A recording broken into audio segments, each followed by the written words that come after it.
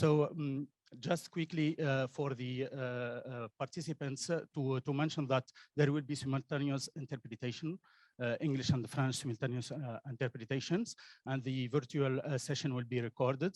So useless to say that participants online could also participate by raising the hand using the reaction menu and the button raise hand. And last but not least, quickly, you will be kindly requested to provide your comments and ask questions at any time in the Zoom chat box. So as you all and most of you know well, this discussion session is dealing with the business planning for marine protected areas. And so it's coordinated between SPARAC and the MedFund. And so my colleague Elodie Kourou from the MedFund will be backing me in the moderations. And we have also Francis Taube. We thank him very much to have kindly accepted to be our rapporteur. And we also thank our friendly technical staff and interpreters. So quickly, because we had a general overview in the plenary session yesterday in the opening on the situation where we do stand in within the MPA system in the Med, and it was clearly shown that as a whole, there has been a progress, but as a whole, the region felt short, especially with the management effectiveness of MPAs, but also on the sustainable financing of them in the Med. And we had, since 2016, a regional study that has shown clearly that only 7% of the financial needs of existing MPAs in the Med were covered by sustainable funding, and this has been also reported within a survey on the implementation and the evaluation of the Barcelona Convention roadmap on MPAs in the Med, where 11% of the respondents report that having a budget that is considered satisfactory for national designated MPAs, whereas only 19% have clearly mentioned that there is no budget at all.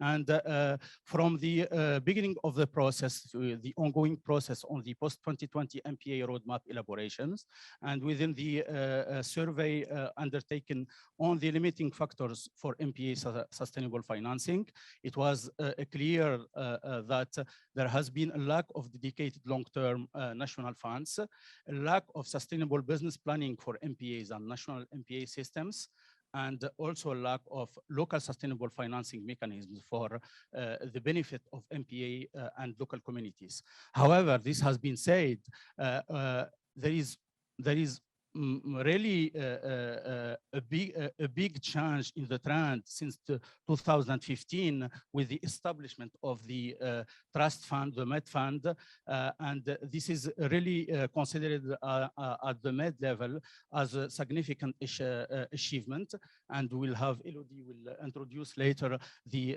MedFund. So from that time, we will be really aware as regional actors in the Med on the importance of focusing on the capacity building and technical support for business planning on MPAs. And within the regional program implemented by SPARAC, we were backing many of the Mediterranean countries, especially in the southern part and the northeastern part of the Med, by pushing them to and coordinating with them closely the elaboration of business plans for management plans. And there has been also an interesting program on the capacity building and training on MPA business planning. And so for that, I would ask my colleague Pierre to give us a quick overview on this training program. So Pierre, the floor is yours. Thank you. I'll be super quick. I understand that we need to rush a little bit. Just to mention that Well, business planning was systematic business planning in MPAs was targeted as a recommendation in the previous 2020 MedMPA roadmap. It is, of course, still. And as part of the regular training program of the MedFund networks, we are developing currently still a module on financing. And the first module the first training module in this training cycle on financing was, of course, as a first step, a module developed on business planning together with Brilliant National Park and with our colleague from Blue Seeds who have a good expertise. And it based on tools that were already developed a few years ago in a partnership with WWF, with SPARAC, when we had a regional training and developed this MedPlan tool that is a very basic but useful tool for MPAs to do their business planning.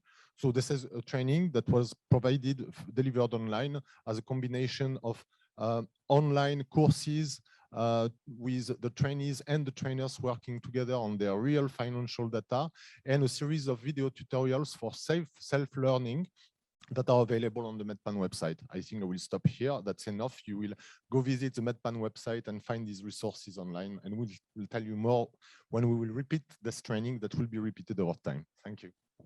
Thank you, Pierre, for being so quick but precise. And I would also give the floor to my colleague Elodie to present the MedFund. Yeah. Hello, everyone. Yeah, the MedFund is, as Atef said, is a collective achievement. It's the first conservation trust fund that has been dedicated to MPAs in the Mediterranean. So we are very targeting only MPAs in the Med. And it's a collective achievement because we have been working on this initiative for almost 10 years now, and now it's fully operational. So we have fund and we support 8 MPAs now, and we plan to develop more in the next years. So we use financial need assessment at the basis of our work to help MPAs define their 5-year budget. And what we do fund is recurrent cost. So within this analysis of the financial needs of each MPA, we at the MedFund we identify what are the recurrent costs, and we can support them. This is a very interesting analysis that needs to be done at the beginning of when you think about how you will manage the MPA. What are your financing needs? What are your estimated revenue, or what you can actually get from external funding or national funding, and then identify your financing gap. And once you have this financing gap, you need to build a strategy. So this is really what we try to help the MPAs we support do. Okay, I think we can go to the next slide. So the link to the roadmap. You all have done many sessions now, so I'll stick to the recommendation. The recommendation that we are working on today is the 5.3, and it says develop for each MPA a business plan and or financial strategy in line with the management plan of the MPA. So to discuss this recommendation, maybe we can skip this one. Francis is doing the rapporteur role, and we do have case studies. So one from Egypt with Mr. Ahmed ABDALLAH, and the other one from another perspective from a social enterprise. So I will give the floor first to Mr. ABDALLAH.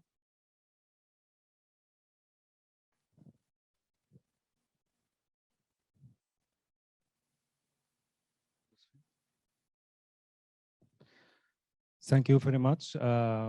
My name is Ahmed ABDALLAH. I was part of the team who developed Saloum Protected Area Business Plan in Egypt, 2019-2023. I will present this business plan to you. Hope you find it useful.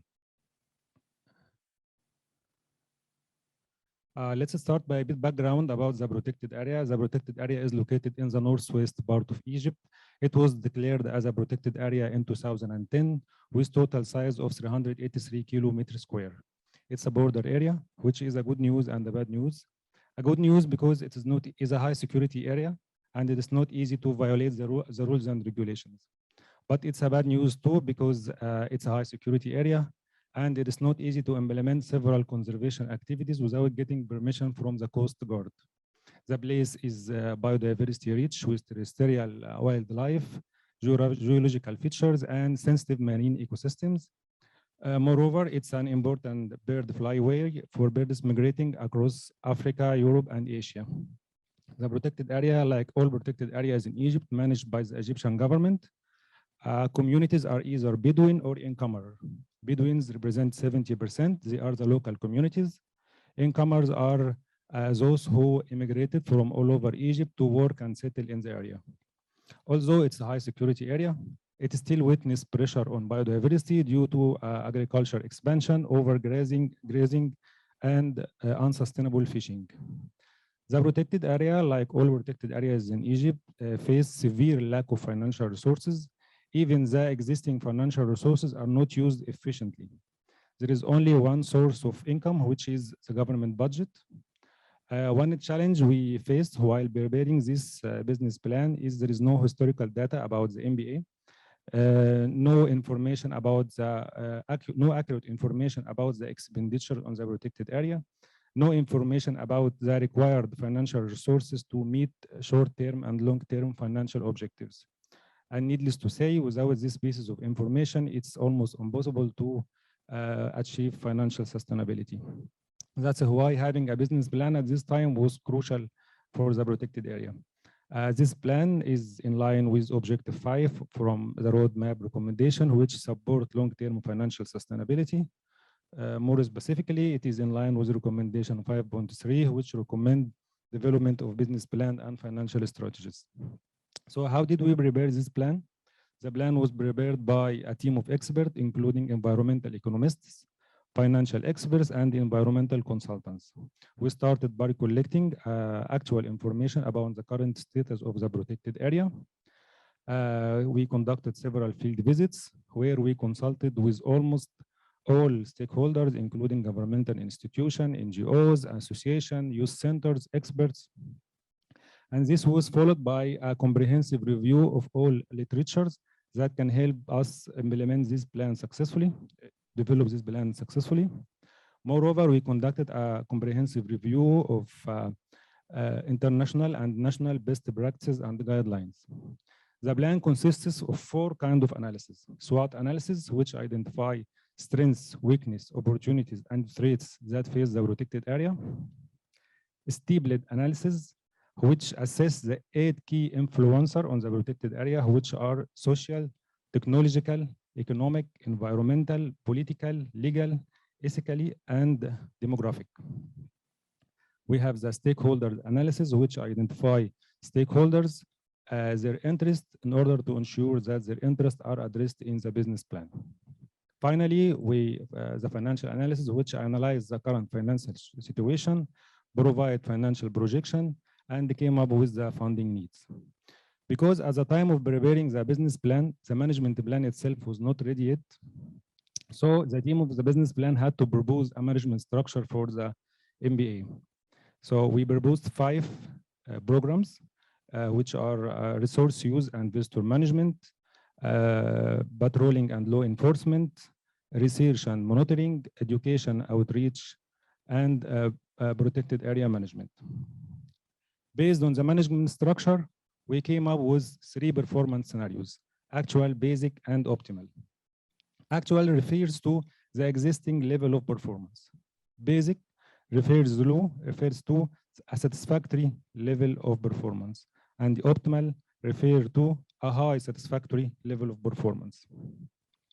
Based on the management structure and the performance scenario, we came up with the needs of each performance scenario.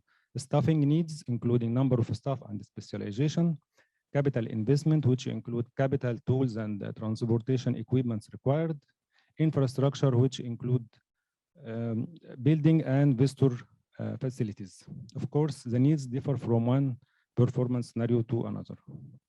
Based on the management structure, the performance scenario, and the needs, we came up with the funding gap. The funding gap in numbers between the actual scenario and the basic scenario, the funding gap between the basic scenario and the optimal scenario. Moreover, the business plan team provided an illustration for the impact of operating under each performance scenario.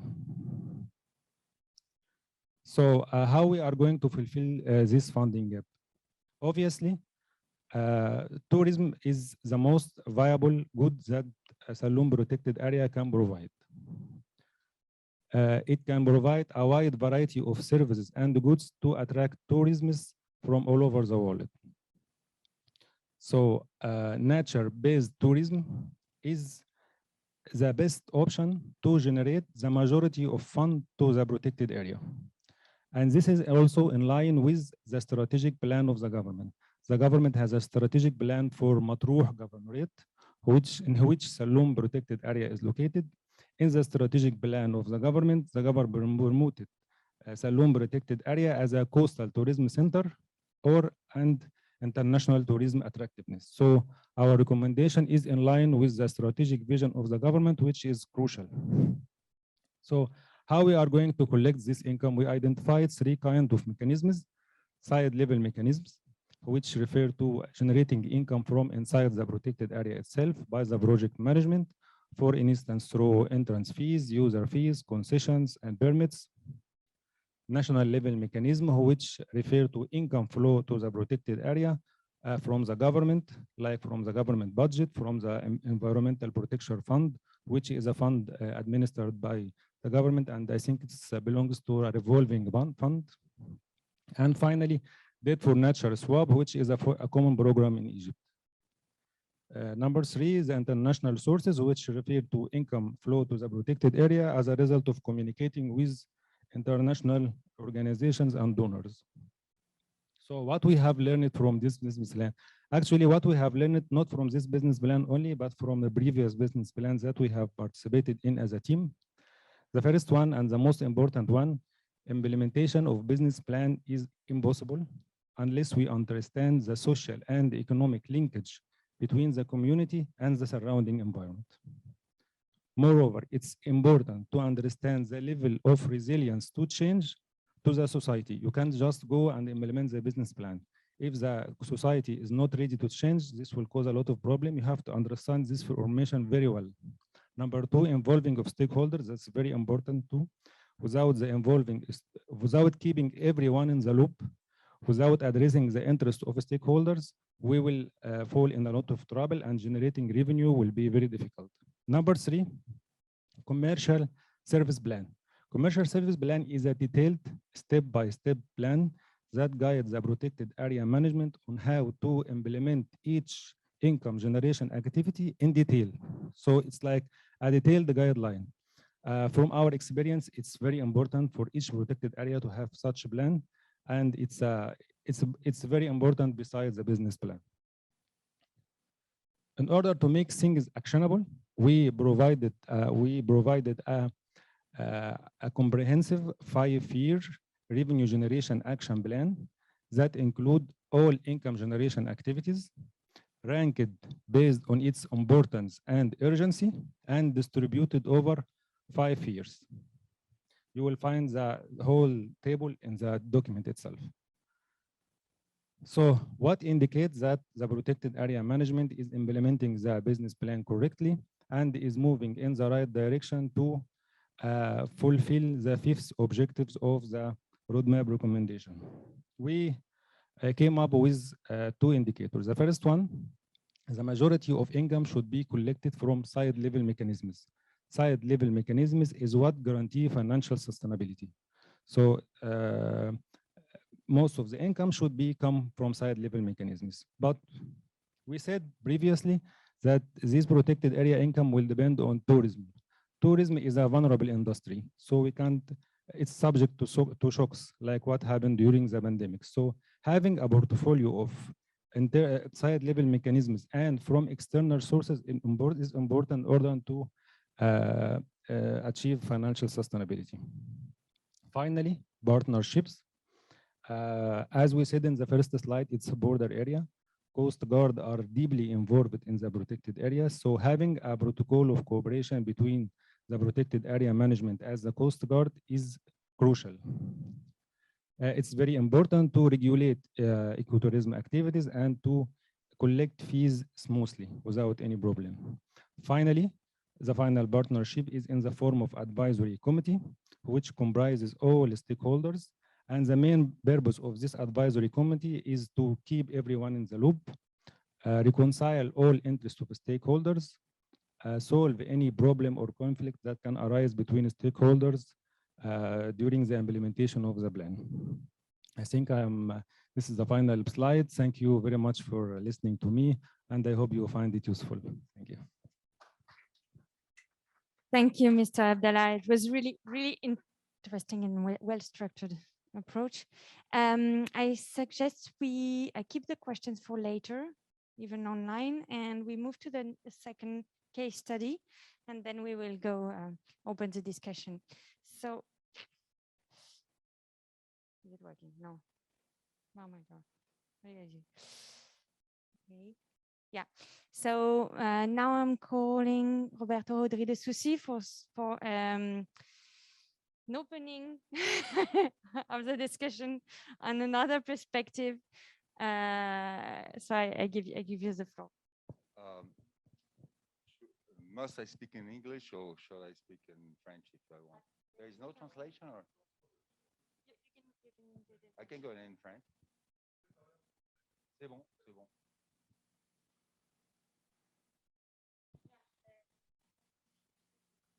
Do you have it? Well, I can do it in English if you prefer.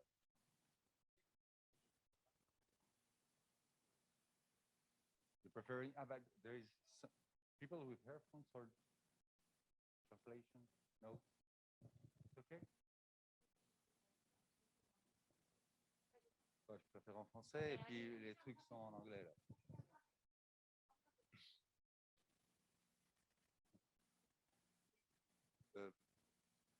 Nous sommes, Fondation Capital est une entreprise sociale. Fondation Capital est une entreprise sociale qui s'occupe fondamentalement d'inclusion économique. Nous avons l'expérience très portée sur les programmes sociaux et les activités économico-sociales en Amérique latine et en Afrique, pas du tout en Méditerranée. Mais depuis un an, nous sommes venus apprendre. Pardon. Depuis un an, nous sommes venus apprendre en Méditerranée de beaucoup d'entre vous, de beaucoup d'aires protégées, d'entreprises sociales et autres. Et ce que nous voulons vous apporter cet après-midi, c'est un autre regard sur ce que nous sommes en train de faire, nous tous. Et nous croyons que cet autre regard peut vous être utile parce que les aires protégées sont gérées d'une certaine façon comme des entreprises publiques ou des entreprises ou des associations de ONG plutôt, par des biologistes, par des scientifiques, par des gens très compétents, mais qu'il y a des éléments de l'entreprise sociale qui pourraient être incorporés dans la conception des nouvelles AMP, des nouvelles AP, parce qu'il y a les AMP maritimes, mais il y a aussi les aires côtières, il y a aussi des aires protégées, des zones humides qui sont aussi importantes que les AMP. Donc la première idée que je veux vous partager, c'est que le modèle de gestion que nous avons actuellement en tant qu'entreprise publique des aires protégées ou en tant que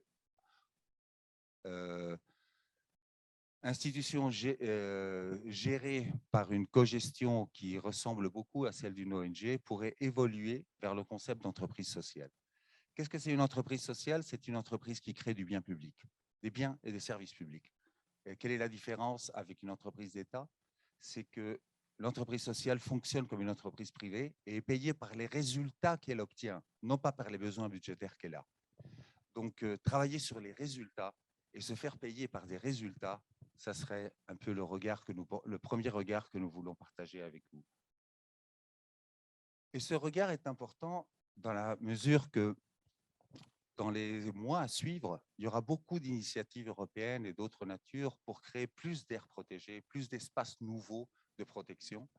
Donc, la question qui se pose, c'est allons-nous faire, supposons qu'on passe de 1089 aires marines protégées en Méditerranée à 2000 dans un an. On va faire la même chose, on va les gérer de la même façon, on va simplement les ajouter, ou on va faire autre chose. Je pars du principe que si on fait plus de la même chose, on obtient la même chose. Et c'est vrai que nous avons eu des résultats intéressants. Certaines aires marines protégées ont eu des résultats même très intéressants, on le verra après.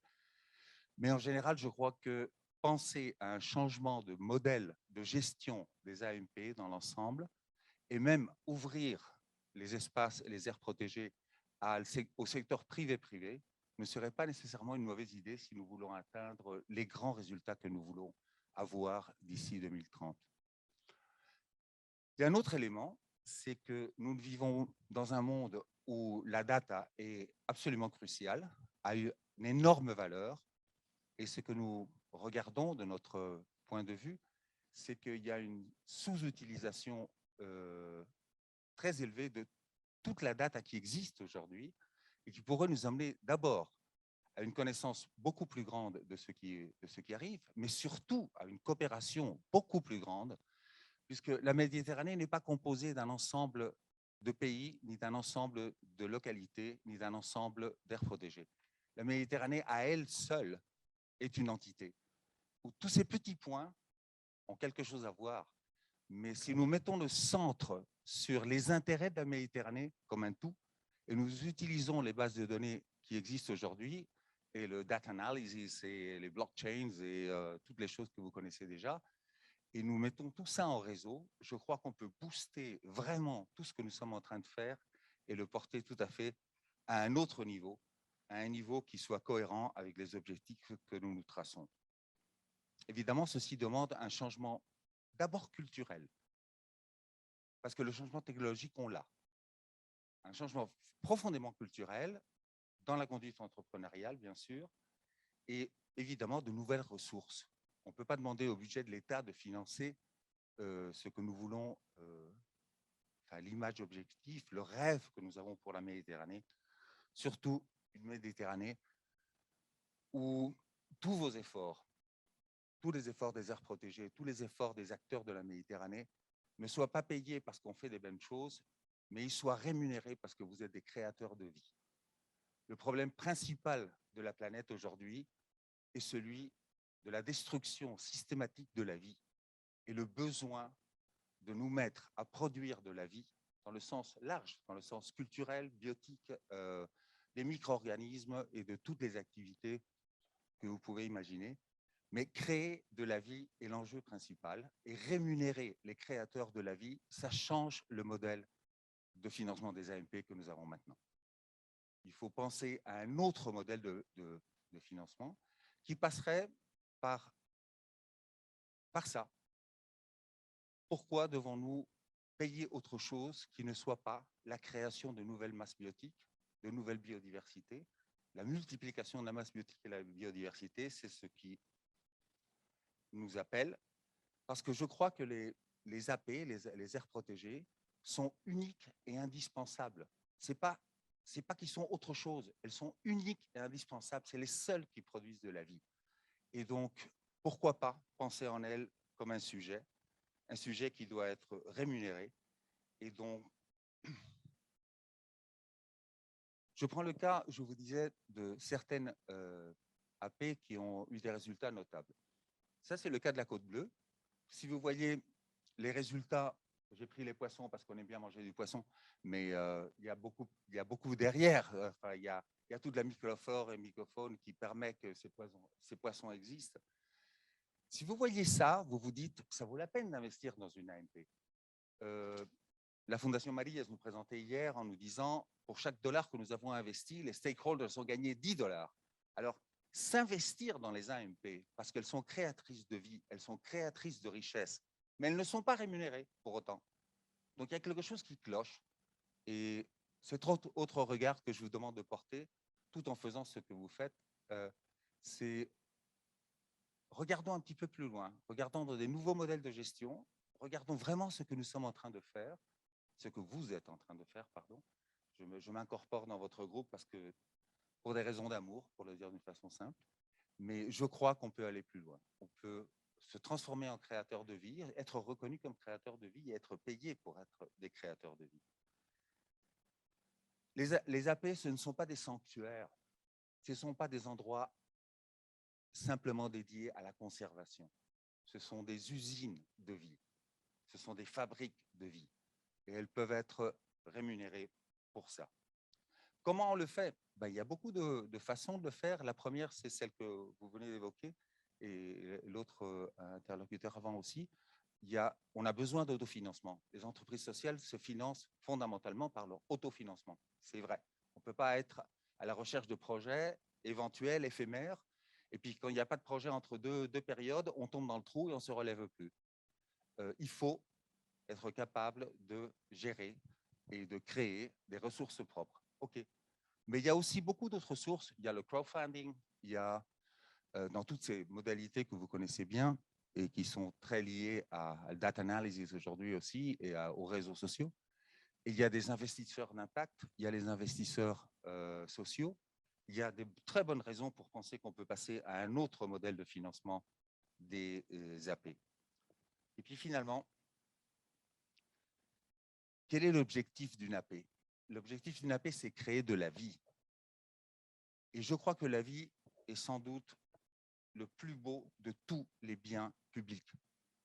Et c'est aussi beau que la sécurité, c'est aussi beau que la santé, mais la vie, je crois que c'est même un petit peu plus beau. Et donc, on mérite bien d'être reconnus comme des créateurs de vie et d'être considérés de cette façon. Mais je crois que la solidité des AP, leur continuité dans le temps, leur capacité de devenir autre chose et d'impliquer les collectivités locales dans toutes leurs dimensions.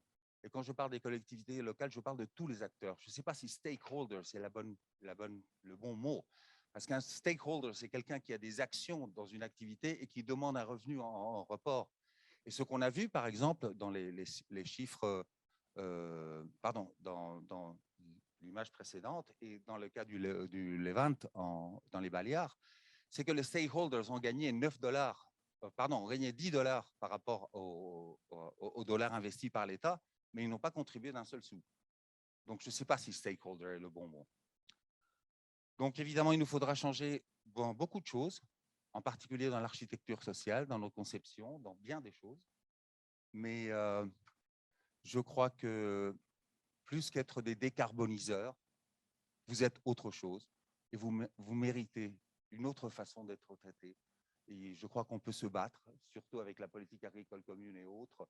Au lieu de financer des monocultures écocides, on peut très bien rémunérer les agriculteurs biologiques et pourquoi pas rémunérer les AP. Je ne sais pas si...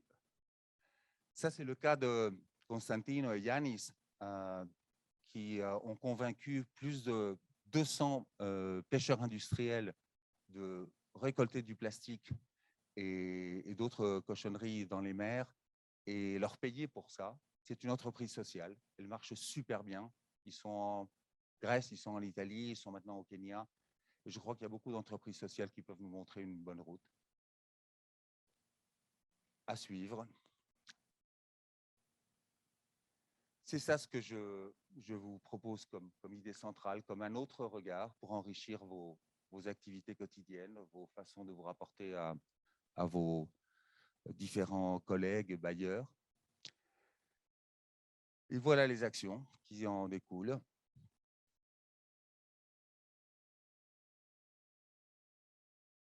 Les indicateurs qui pourraient être ceux qui correspondent à ce qu'on nous a demandé.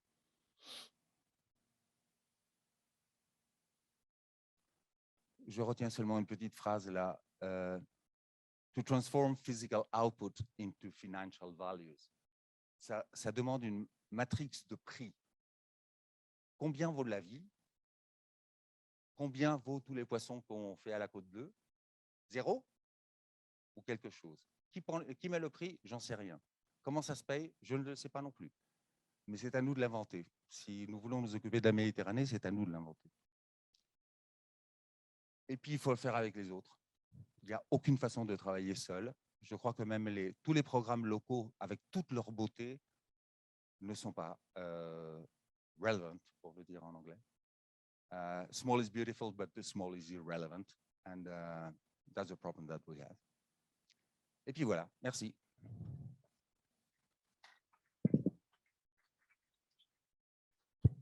Merci beaucoup, Roberto, pour ces perspectives inspirantes qui ouvrent très, très large le champ des possibles. On va peut-être revenir à la slide d'après. On va peut-être prendre quelques questions. Hop, il est là. Clac, je l'ai. Clac, je l'ai. Non. Pourquoi je reviens en arrière? Non. Hop, hop, hop. Pour ça. Voilà. Terminé. Ah bah, je vais revenir alors à la...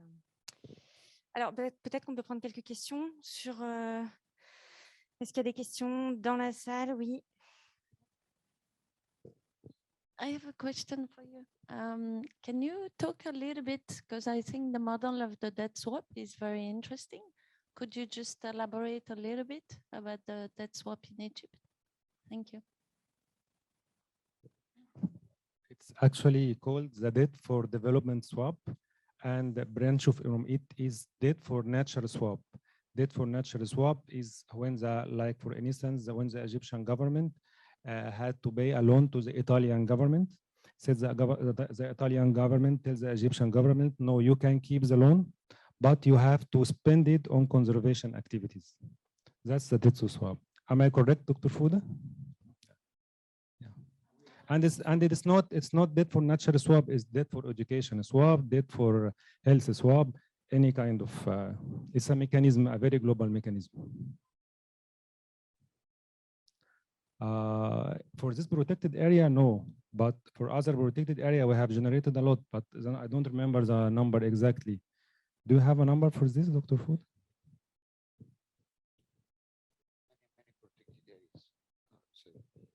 The debt swap for nature was estimated around $300 million, and these were used for developing and establishing many protected areas like Wadi Rayyan, along the Red Sea, and many other places, not only for protected areas, but even for biodiversity issues as well. So this program exists since 1998 until now.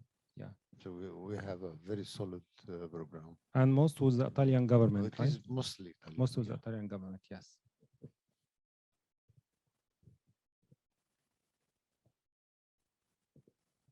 And they just erase the debt in exchange of there's no, or you still have to reimburse, because there's another example in the Seychelles where they did the debt for nature swap, and they still had to reimburse part of the debt, and they were supported by some NGOs such as Nature Conservancy, but they still had to reimburse a big portion of the debt, and only a small portion was allocated to conservation. So in your case, all the debt was erased in exchange for using portion of the debt, not all the debt, portion of the debt, yeah.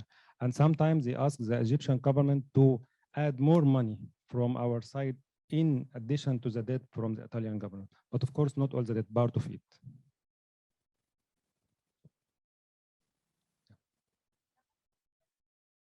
Yeah. Thank you.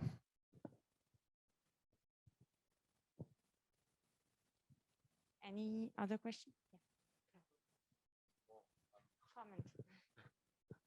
Sorry, I was already looking at the screen and trying to reflect on what could be added and supplement this recommendation 5.3 to make it actionable.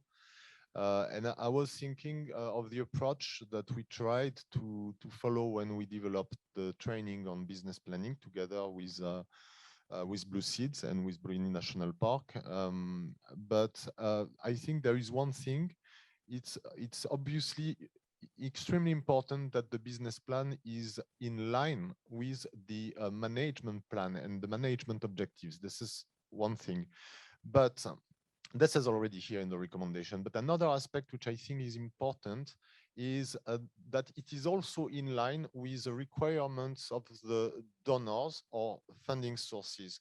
If you remember, Guillaume, when you started developing this training, you talked with Romain RENOUX and the MedFund, for example, to ensure that the approach developed through this training would also fit the requirements that are on the side of the MedFund. And then we thought, okay, we should like systematically see if our approach, if the approach that is developed in terms of business planning is fitting the requirements of donor, and maybe also looking at other possible source of revenues, if it fits also what needs to be displayed in terms of financing strategy. You're talking about the feasibility of the plan, something like that, the actual implement. There is another point I want to add. As Pierre said, it's important to have a business plan linked to the management plan. But what we've seen in some of our experiences, it's that maybe also the process of developing all those planning tools maybe is kind of wrong, because we've seen a lot of time management plan made first by consultants, then another consultant making a business plan linked to the management plan, and there were some discrepancies between the financial and economic reality and the conservation activities and objectives. So maybe a next step, and I don't know if it's possible, and I don't know how it would look like, but I think it would be a good idea, and it's something we are trying to work on, to have a planning document that is integrating both the conservation objective and some of the already economic factors and financial factors. And the training we made with Pierre, for example, we are working with people from Lebanon, the HIMA and FE, the Society for Protection of Nature in Lebanon. And they were in the process of developing the management plan when they were having the training on business planning. And so they did both the business plan and the management plan in parallel at the same time, and they integrated some economic factors in their management plan. And they told us that it was really useful to do it that way, and it allowed them to prioritize some conservation activities based on the economic reality. So maybe this is also something to consider. Charles? Hi, yeah, thank you. And thanks for that intervention, Guillaume, because it reminds me of the discussions we've had around this recommendation as we've gone through various drafts and we've had the virtual forum sessions. Some of the feedback we've got is that, oof, you guys, you're asking for too many plans. You're asking for business plans, management plans, action plans, communication plans, public relations strategies. It's like we can't ask for everything because we're unlikely to get good quality documents in the end. So better to ask for less that are likely to be higher quality. So that's some of the feedback we've gotten. I mean, I'm with you. It would be great to do a management plan and a business plan simultaneously, because then we're sure that the goals and objectives are similar, and then we can put a, we can do the financing around those goals and objectives. Just giving you the feedback that we've gotten from others, it's that we're asking for too much by suggesting even more documents. So I don't know what the right balance is, but that's some of the feedback we've got. I think this is the actual case of the loan business plan. We started the business plan and the management plan simultaneously, but actually the business plan finished before the management plan. We finished in April, and the management plan finished in September from the same year. But we, part of the team who implemented, developed the business plan was also developing the management plan. So it was only like a big team, some of them here, some of them there. So that's why you will find a lot of analysis, like SWOT analysis, steeplet analysis, stakeholders analysis. You will find it in the business plan and in the management plan. Yeah. I just have one reflection also when I read the recommendation. Develop for each MPA a business plan or financial strategy. I have a question about the implementation of those documents, and maybe just not having developed it and tick the box, we have it in the in the shelves. It's maybe not enough. So maybe I was thinking about how we could add maybe 1 or 2 words to have the implementation and to follow the implementation of it also. That could be maybe useful. So yeah, Francis, go ahead. I already talked a lot. No, sorry, it will be short and maybe not such a good idea, but I was wondering as a first step, why do you merge both, like the management plan and the business plan? Say each management plan should at least integrate like not a business plan, but like few business activities. So at least you can start, and if it works fine, after it's easier to develop a real business plan. So it's mandatory to have something in the management plan on business, but not maybe like a business plan. I don't know. Just as a first step to start the work. Thank you. Thank you, Francis. Another short comment? For me, management plan could include everything. You don't have to go in details about how you are going to financing, whatever. Because management plan is a framework on how you are going to do it. But when you come to action, you go in details. Certainly, you cannot run a protected area without resources. If you don't have resources, it will be park, paper park, If I want to add some actions to that, Ahmed mentioned something about the potential for tourism. Now, due to pandemic issues, situation, certainly, what can you do? If you run out of business now, like many millions of people that they are out of business now, what can you do? You have to find alternatives. One of the things that I keep asking myself, we need innovative thinking, something that is not usual. And normally, people think about innovation as something big, something never been done. No, I mean, you look around, if those people that they live around, they are interested in agriculture, invest in agriculture, for example, because agriculture provides you with food. And so if you have food, you don't have to beg around or whatever, things like that. So this is where, the actions that related to always find alternatives, especially when situation like pandemic can make. But I agree that too much need to be done. But if you have business plan, management plan, strategy plan, communication plan, whatever, etc., those people that they are trying to protect the area, they will be fed up because they cannot run their own daily business as such, because it takes a lot of time and a lot of resources. And in the end, you have a piece of paper. It could be in the shelf. If you don't have something that's implementable, this is the point. Thank you. Thank you. Any other comments, suggestions? The actions? Yeah, Guillaume. But what you said, Elodie, about how do we implement those financial strategy and business plan and make sure that it's not just a document that's staying in the étagère, in the shelf. I don't know how to say étagère. Yeah, that's it. Thanks. And I think in this session, you focused on recommendation 5.3, but it was also important maybe to talk about recommendation. I don't know if it's the 5.2 or 5.4, but the one related to capacity building for MPA managers, because in my experience in business planning, I have done 2 things. I have done business plan, sorry. So we were happy, we were paid by the donors, we had a contract, and we were making the business plan for the MPA.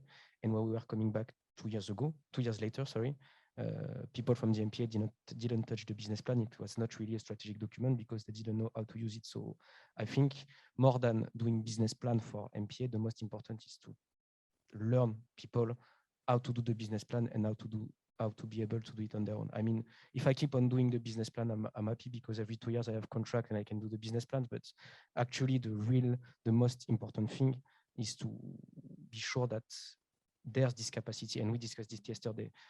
This capacity exists internally in MPA to do their business plan and to make it evolve, because the business plan, you have to work on it every 2 weeks or every month, because there are new costs, there are new revenues, and it's something really alive.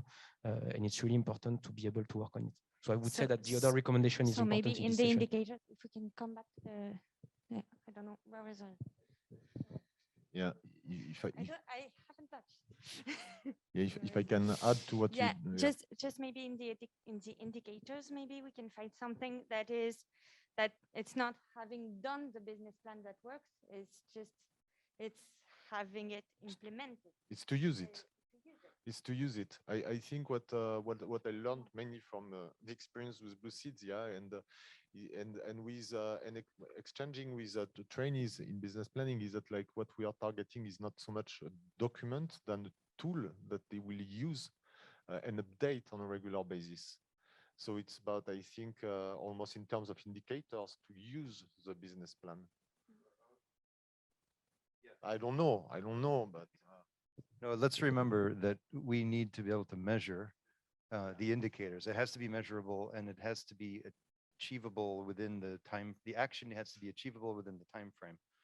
So there's a lot of ways you can kind of, I mean, right now, the indicators listed in the draft roadmap are simply the number of compiled and published business plans and strategies, the development of a campaign, a regional campaign to develop business plans and financial strategies, which could be tied to some fundraising. So, but it's not about the use of them, because I don't know how we would manage. We really need to add one indicator about implementation or switch the. How do we ask them if they use? But they're all going to say yes. No, but I fully agree with Charles and also with Guillaume. I think one sub-indicators or indicators should be related to, I think it's 4.2 and the training, like training capacity, because in fact, it's not doing business plan for manager, it's doing business plans with manager. So it's really like train them, make sure they understand the process. And so maybe like, you know, an indicator or number of people train, which is like a smart indicator. So it's measurable and, yeah, but in 5.2 or 5. Okay, cool. Yeah, sure.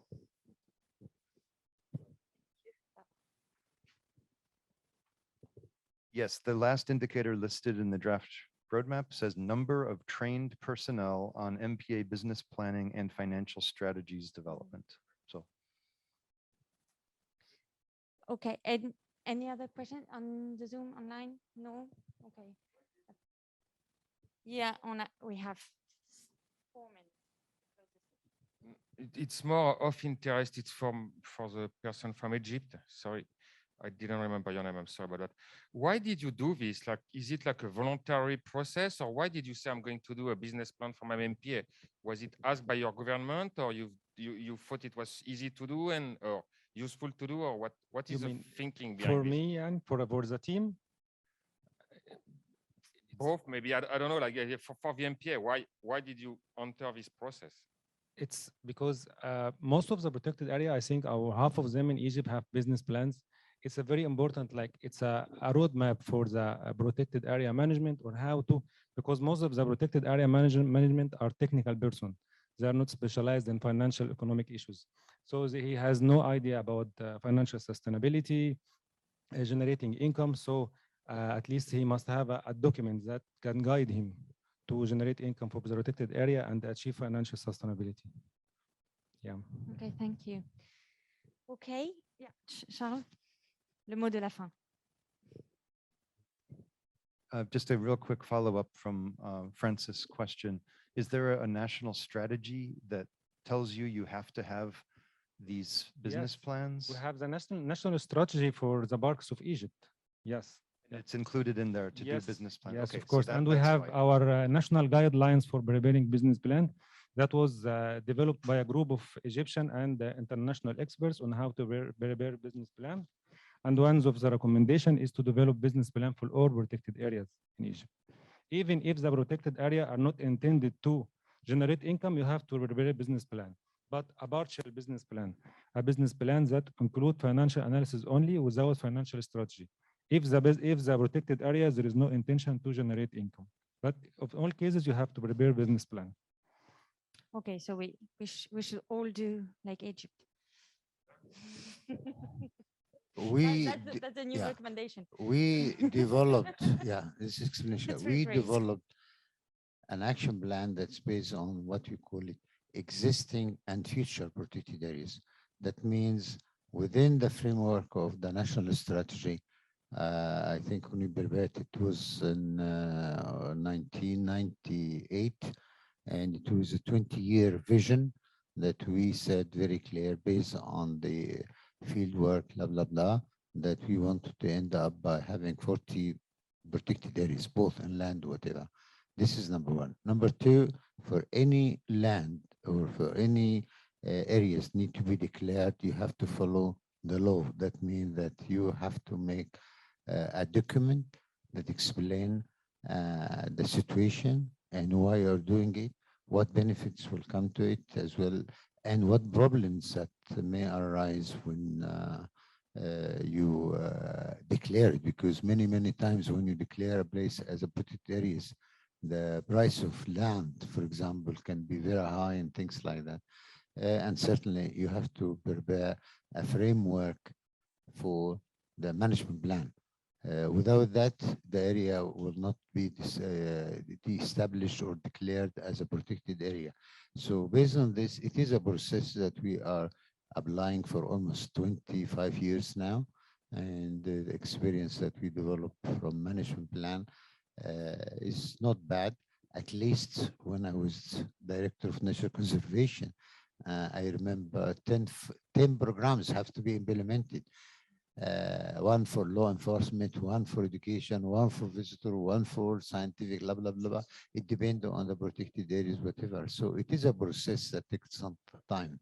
But certainly we need to change our mindset on the future, because we are facing many problems. As I said before, you need to think about how to be innovative in your thinking, taking into consideration that problems that may arise, how to align this, what we are offering now with the post 2020, for example. And the world is changing very rapidly, very rapidly. For those people who have attended the capacity building this morning, my goodness, the use of technologies now, although it's very beneficial, but it is very scary as well. So if you are not careful, you could be out of the whole business plan. Okay, thank you very much. Well, thank you to all of you. I think we can close the session now.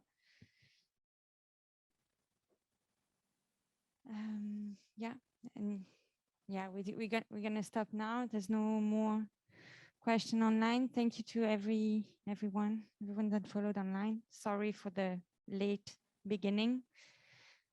Thank you.